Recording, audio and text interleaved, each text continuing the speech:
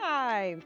Hi there, my name is Dr. Leah, and welcome to the very first episode of the Educator's Sanctuary. I have been in the education and wellness space for so long that it finally came to me that with my experience as being an educator, current micro school founder, mindset and wellness coach, that there was an opportunity for me to be able to serve in this space as the Educator's Sanctuary. This podcast is for women educators, and it doesn't matter whether you're homeschooling your children, you're an educator, whether you're leading a micro school that you founded or that you are running for someone else, or if you are in a traditional school setting.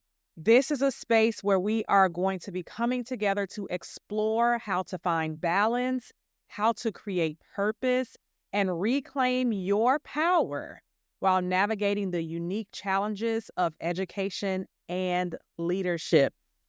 Now, if you're wondering how I even came up with this idea, I did so because I am and have been in this space for some time now, where I've been juggling multiple roles, trying to meet everyone's needs and wondering where and when do I fit myself into the picture? And I know as a woman that I cannot be the only one. For years, I feel like I've worked from sunrise to sunset, literally pouring into everything and everyone around me. And it was like the more I gave, the more drained I felt. And then when I attempted to prioritize myself, I fell in with the guilt. Am I being selfish? Am I not doing enough for everyone else? And so it was at some point that I realized I just can't keep going on like this, right? I have to find a better way, not just to survive in my life, but be able to thrive in my work and in the things and relationships that were important to me. But also, I needed to be able to show up unapologetically for me. I needed to be able to pour into me and fill my cup first, because if my cup is empty, I'm definitely not pouring into anyone else's. And I needed to be able to do it and not feel guilty about it. So this podcast became my way of sharing the lessons that I've learned, but also to create community and a space for you to feel supported, seen, and inspired. So I want to talk about this reality for women who are educators. And not just because I am an educator, but because as educators, you have to pour into so many people on a daily basis. If you're homeschooling, chances are you're homeschooling multiple children. If you're teaching, you absolutely have multiple children. You have anywhere between 15 and if you're lucky like I was, I taught math and science. So I would have about 30 plus students 4 to 5 times a day, depending on what school I was teaching at. Having the responsibility of pouring into whether it's 5 children, 10 children, 30 children, or 100 children on a daily basis, that's a lot. It is pulling so much energy out of you. And then when you get home and you're wondering like, gosh, why am I so tired? Why do I not feel like working out? Why do I feel so drained? It's because energy is transferable and you're using your time and your energy every single day to give the best of what you have to others. But I'm here to tell you that when you're pouring into other people from an empty cup, they're not getting the best of you anyway. So I want to talk to you, women educators, about how you wake up early, sometimes before the sun, how you get the kids ready in your house if you have them, how you have to plan lessons, answer emails, tackle your to-do list, meal prep on your way out the door, maybe even forget breakfast, and just, head into work on a croissant or donuts and a cup of coffee, and maybe not even a good cup. How you have to juggle those obligations like cooking and cleaning when you get off of work, while then managing outside commitments. And don't even think about a social life. Whether it's helping with homework or volunteering, running errands, going to church, going to the gym, then doing all of that, having to show up to do it again the next day, having to show up to lead others, having to show up to be the calm, organized, and all-knowing figure that you are.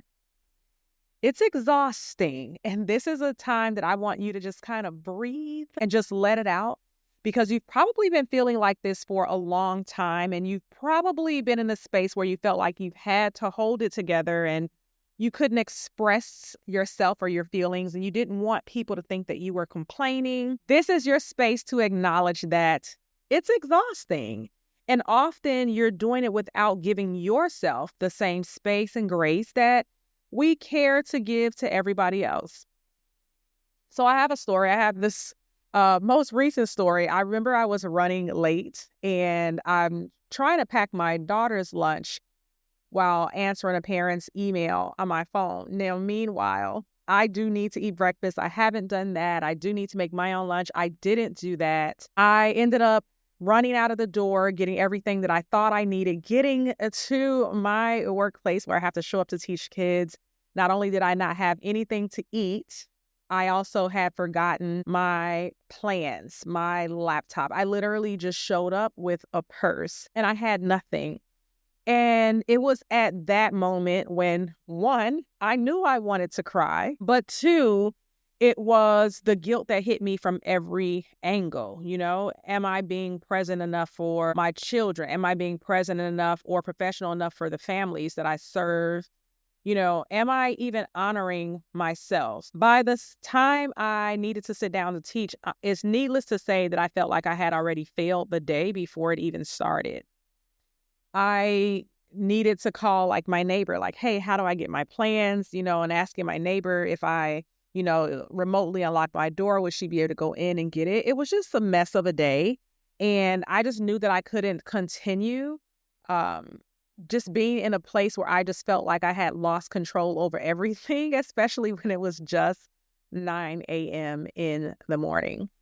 If this sounds familiar to you, you're absolutely not alone. I'm not alone, right? There are probably hundreds or thousands of us that feel this same way. We have, felt this way. We have forgotten things. We have felt frazzled first thing in the morning. We have wanted to give up and go right back to bed.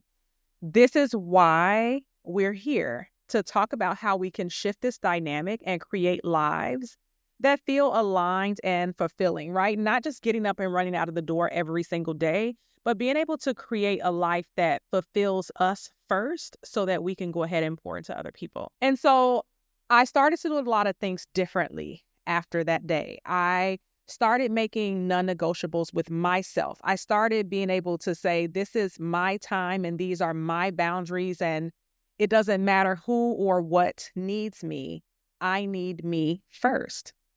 And so I've had a good run in 2024, especially toward the last, I would say 3 to 4 months of just being all in with myself.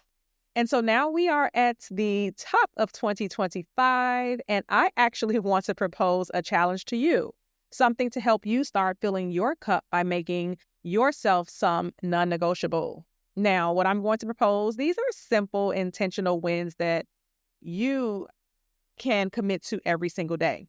Now, I don't know what your life looks like, so I'm going to give you a couple of proposals, but get your pens and paper ready so that you can write down some things, and maybe meditate or pray on what feels good and resonates with you and move on from there. But in order to complete the challenge, again, it's very personal. You might want to tell a friend just for accountability, but it's really all about what's going to be best for you in the moment. So here's what that could look like. You can make a physical win, meaning movement of any kind. For me, I'm going to the gym 6 days a week. I rest on Sunday, but it could be walking, yoga, stretching, running, Pilates, literally anything that feels good to you. It could be a mental win. Reading, journaling, maybe you want to study something that inspires you. Maybe you want to get into puzzles or anything like that. It's up to you. And then there is a spiritual win. Maybe you want to start praying more every day, or meditating, or diving into a devotional, even if it's a 5-minute devotional every morning. Now, I know what you're thinking. Girl, this is already too much. I can't even think about it. I'm literally just trying to figure out how I'm going to get my to-do list done tomorrow. It's okay. The goal here is not to overwhelm you at all, but I really just want to start helping you prioritize what truly matters. And again, it needs to be you at the top of the list. Now, I opted to have 3 daily wins every day, 1 physical, 1 mental, and 1 spiritual. But if 3 feels like too much, start with 1. I am a firm believer that if you start too high and set the bar too high, you're not going to be able to keep up with it. So do something that you can do.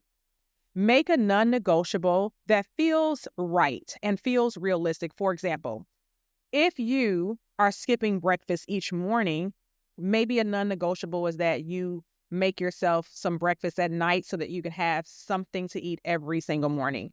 Maybe that is something as simple as fruit and yogurt or overnight oats. The key is that for your non-negotiable, it needs to be something that you can do. Now, you're going to have to sacrifice. So I don't want to make you think that this should be easy. It will be a sacrifice because you are creating a habit that you haven't done before. So I want you to be able to pick something that is a small sacrifice, but also you know that you need it and it's going to be worth it. And if you're feeling super overwhelmed, just really know that it's not about being perfect, right? But it is about giving yourself permission to focus on what truly matters and then letting the rest go. I love to follow the 80-20 rule. And so I like to say, if you can show up about 80% of the time, that's good. It's not about being like 100%. This is absolutely not about if you say you're going to start on Monday, but then Tuesday you mess up and then you get back up together on Wednesday and Thursday you messed up and Friday you messed up, that you're like, forget it. You know what? I'm not going to do it. I knew this was a mistake. No, you keep going, because I fully believe that if you mess up one moment, you can very well change that moment the very next moment. You don't have to wait another day, another week, another month. You can literally change and improve the next moment.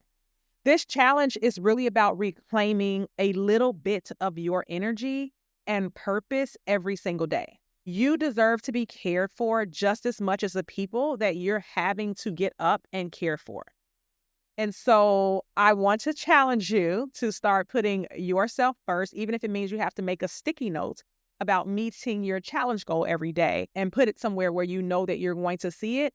It is literally about giving your permission to focus on you and put you first. And so I absolutely can't wait to hear how this resonated with you. I would love to hear the one thing or a couple things that you are claiming to do for yourself. I want to hear about the ups and downs, but I also want to hear whether you felt it was worth it. This is where I am going to end the first podcast, and that's giving you a little bit of homework, and rightfully so, because what type of educator would I be if I didn't give you a little bit of homework? So the challenge is it. I want to thank you so much for tuning in to this first episode of the Educator's Sanctuary. If this episode resonated with you, I'd love for you to subscribe and share this podcast with another woman educator, and definitely connect with me on Instagram at It's Dr. Leah, as well as the Educator's Sanctuary over there. Drop me a comment on my latest post and just let me know what resonated with you the most.